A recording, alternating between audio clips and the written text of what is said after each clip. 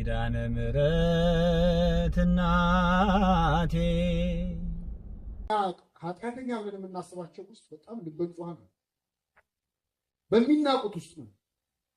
ቀራጮችና አመንዝራዎች መንግስተ ሰማያት በመግባት ከእናንተ ይቀድማሉ ብሎ ክርስቶስ ተናግሯል።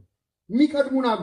እሱ እንኳን ሱሰኛ ነው፣ እሷ እንኳን ጠጪ ነች፣ ዘማዊ ነው፣ እንደዚህ ነው የምንላቸው ሰዎች ከኛ የተሻለ ትሁት ልቡና ያላቸው ሰዎች፣ በጣም ሱሰኛ ሆነው ንጹህ ልብ ያላቸው ከጠበል ውጭ የማይጠጣ ግን ክፉ ሰው ሊኖር ይችላል። አይችልም?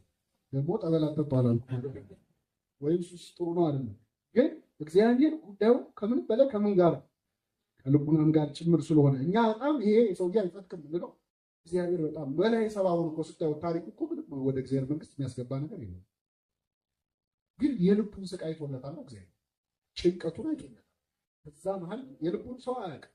በእኛ መስፈርት ቢሆን አይገባም አይሆንም የምንለው ሰው ሊሆን ይችላል። እና ካስደነቀኝ አንዱ ገነት ውስጥ አገኛቸዋለሁ ብዬ የማላሰባቸውን ሰዎች ማግኘቴ ነው። ሁለተኛ አገኛቸዋለሁ ብዬ የምጠብቃቸው ሰዎች ደግሞ አጠዋት ወይ እሱ ቀጥታ ገነት ነው የምትለው ላይገባ ይችላል።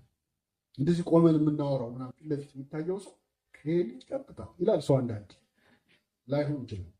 በምላስ አይደለም በመናገር አለ። ሶስተኛ በጣም ያስደነቀኝ እኔ ራሴ ገነት ውስጥ ራሴ ማግኘቴ ነው። እንዴት እኔ እግዚአብሔር መንግስት ገባሁ? በረከቱን ያሳድርብን። እንዲህ ለማለትም ያብቃን አምላክ። ያም ሆነ ሰው ትክክለኛ ማንነቱ ቅዱስ ጳውሎስ ራስን ማወቅ የሚጀምረው የዛን መሆኑን ይላል። አሁን ከእውቀት ከፍዬ አውቃለሁ ይላል። ከምን ከእውቀት ከፊሉን ነው የማውቀው። ያን ጊዜ ግን እኔ እንደታወቅኩ አውቃለሁ፣ በሰማይ ያሉት እኔን እንደሚያውቁኝ አድርጌ አውቃለሁ የዛን። ስለዚህ የሰው ልጅ ራሱን አያውቅም። የማያውቀው ያልመረመረው ትልቅ ክፍል የህይወት ክፍል የገዛ ራሱን ነው። በእውነት በጣም ይገርማል። እንድናውቅ ራሳችን እግዚአብሔር እንደሚፈልግ ለሎዶቅያ ቤተክርስቲያን አለቃ በዮሐንስ ራዕይ ምዕራፍ 3 ላይ እንዲህ ሲል ገስጾ ተናግሮታል። በራድ ወይም ትኩስ ብትሆን መልካም ነበር። ይሄ ለሁላችንም ነው፣ ለሎዶቅያ ስለተነገረ ነው። በራድ ወይም ትኩስ እንዳይደለ ስራህን አውቃለሁ። ወይ ቀዝቃዛ አይደለህም፣ ወይ አልሞክም፣ ወይ አልካድክም፣ ወይ አላመንክም። ለብ ያልክነ ማለት ለኃጢአቱ ለጽድቁም ለክደቱም ለእምነቱም የሆነ ሰው አለ፣ ለሁሉም የሚሆን ማለት።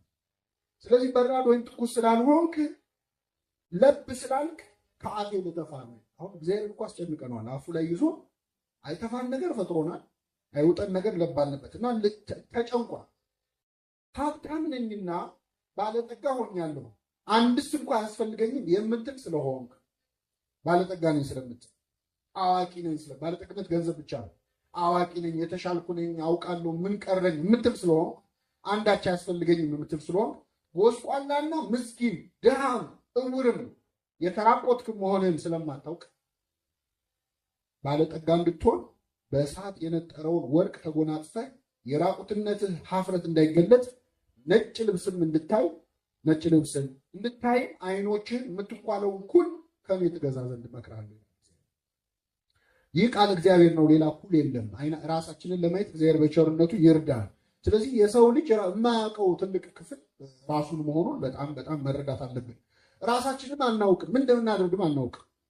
ስለ ራሳችን ያለን እውቀት ምን ያህል ጠባብ መሆኑን የምታውቁት ምን አይነት ሰው እንደሆነ አሁን አንዳንዴ ሰው ስለ ራሱ ሲናገር እኔ እንደዚህ ነኝ ቢሆን ደስ የሚለውን እኮ ላይሆን ይችላል። እኔ በቃ እንደዚህ ማድረግ ደስ ይለኛል፣ ግን ያንን ሰው ደስ ይለኛል ያለውን ነገር ሳያደርግ ሲቀር ታገኘዋለህ። አይለኝም ያለውን ደግሞ ሲያደርግ ገና ማን እንደሆንን ገና ራሳችንን አልለየነውም፣ አላወቅም በፍጹም። እኔ ይላል አንዳንድ ሰው በጣም ደግሞ ደፈር ሲል እኔ በምንም ተአምር አልዋሽም። ከዚህ በላይ ውሸታ እግዚአብሔር ያሳያል። እኔ አልዋሽም እና ቅዱስ ጳውሎስ እማደርገውን አላውቅም ይላል። የቅዱስ ጳውሎስ ላንብብላችሁና ወደ ዋናው እመጣለሁ። ሮሜ ምዕራፍ 7 ላይ በእውነት ቅዱስ ጳውሎስ ስለራሱ አይደለም የጻፈው፣ መልእክቱን ለእኛ ነው፣ ለእኛ ለኃጢአተኞቹ እንድንጽናናበት። አንዳንዴ ቅዱሳን እውነት ቅዱሳን ናቸው እንዴ እስክትል ድረስ በጣም የድክመታቸውን የሚያሳይ ነገር ጽፈው ታገኘ። አሁን አባ ጊዮርጊስ ዘጋስጫ እንደኔ ዘማው የለም፣ እንደኔ ምን የለም፣ እንደሱ መነኩሴ አባ ጊዮርጊስ ለእኛ እኮ ለእኛ ለዘማዋኑ ለእኛ ለኃጢአተኞቹ መጽናኛ እኮ እንዲሆነን ነው። ጸሎት ስታደርግ ራስህን እነሱ ህይወት ውስጥ እንድታገኘው እንድትጽናና ነው። እነሱ በጣም ወደ እግዚአብሔር በቀረቡ ቁጥር ደግሞ ከሰሩት መልካም ስራ ይልቅ ያልሰሩት ጎልቶ ይታያቸው፣ የቀራቸው ይታያቸዋል። ብዙ አላስደሰትኩትም ስለሚሉ ኃጢአተኞች ነው ይላሉ። እንደው ለኢሜጅ ቢልዲንግ ወይ ጥሩ ለማውራት ብለው አለ። ቅዱስ ጳውሎስም በጣም ይገርማል። ምን አይነት ጎስቋላ ሰው ነኝ እያለ ሲማረር ታገኙታላችሁ። ሮሜ ምዕራፍ 7 ላይ እንዲህ ይላል፣ የማልወደውን ክፉ ነገር አደርጋለሁ ይላል። እስቲ በሉ የማልወደውን ክፉ ነገር አደርጋለሁ። አንዳንዴ የማንወደውን ክፉ ኃጢአት አንሰራ እንደው ከዚህ መቼ ነው የምንላቀቀው እያለ የማልወደውን ክፉ ነገር አደርጋለሁ፣ ዳሩ ግን የምወደውን በጎ ነገር ደግሞ አላደርገውም። መስራት የምንፈልግ አሁን ጠዋት ተነስቼ ጸልያለሁ ይላል። ተኝቶ ያረፈ የሚፈልገውን ነገር አያደርግም። የምወደውን አላደርግም።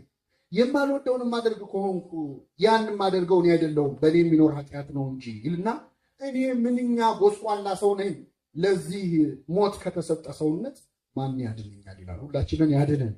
ሲጀምር ግን የማደርገውን አላውቅም ብሎ ነው። ከፍ ብላችሁ ቁጥር 15 ላይ የማደርገውን አላውቅም፣ የምጠላውን ያን አደርጋለሁ፣ ዳሩ ግን የምወደውን አላደርግም።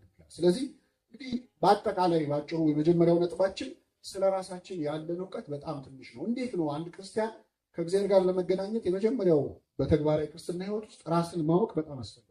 እኔ ማን ነኝ ብሎ ራስን መገምገም። እንዴት ነው የምናውቀው? በዛሬ ትምህርታችን 3 መሰረታዊ ቁም ነገሮች እናያለን። ራስን ለማወቅ የሚጠቅሙ የመጀመሪያው ራሳችንን ለማወቅ ለፈለገ ሰው አንዱ መሰረታዊ መንገድ እግዚአብሔርን ማወቅ ነው። ማንን ማወቅ? እግዚአብሔርን ማወቅ ነው። ማንን ለማወቅ? ራስን ለማወቅ። ምናልባት የራሴ ሳይንስ ደግሞ እግዚአብሔርን ደግሞ መጀመሪያ የራሴን መጨረሱ ልትሉ ትችላላችሁ። ግን ሁላችን የተፈጠርነው በማን አራያ ነው? በእግዚአብሔር አራያና አምሳል ነው። ስለዚህ አንድ ሰው ስለ ራሱ ለማወቅ የመጀመሪያው መንፈሳዊ መንገድ ስለ እግዚአብሔር ማወቅ ነው። ስለ እግዚአብሔር ስለማወቅ አሁን ነግራችኋለሁ። ግን ስለ እግዚአብሔር ለማወቅ የሚያደርገው ጥረት በጣም ትንሽም ቢሆን ስለ እግዚአብሔር ሲያውቅ ስለ ራሱ በጣም ብዙ እያወቀ ይመጣል። ስለ እግዚአብሔር ብዙ ጥቂት ባወቅ መጠን ስለ ራስህ ምን እያወቅ ትመጣለህ? ብዙ። ለምን? እኛ የተፈጠርነው በማን አራያ ስለሆነ በእግዚአብሔር አራያና አምሳል። ስለ እግዚአብሔር ማወቅ እጅግ በጣም ለመንፈሳዊ ሕይወት በአጠቃላይ ለሰው ልጅ ሕይወት እጅግ ጠቃሚ ነው። ነፍሳችን እግዚአብሔርን ካላወቀች ሕይወትም የላት። መጽሐፈ ጥበብ አንተን ማወቅ ፍጹም ክብር ናት፣ አንተን ማወቅ የነፍስ ሕይወት ናት ብሎ ይናገራል። አንተንና የላከውን ልጅን ኢየሱስን ያውቁ ዘንድ ይህችውም የዘላለም ሕይወት ናት ይላል ዮሐንስ ወንጌል ላይ። እግዚአብሔርን ማወቅ ግን ራስን ለማወቅ በጣም በጣም አስፈላጊ መንገድ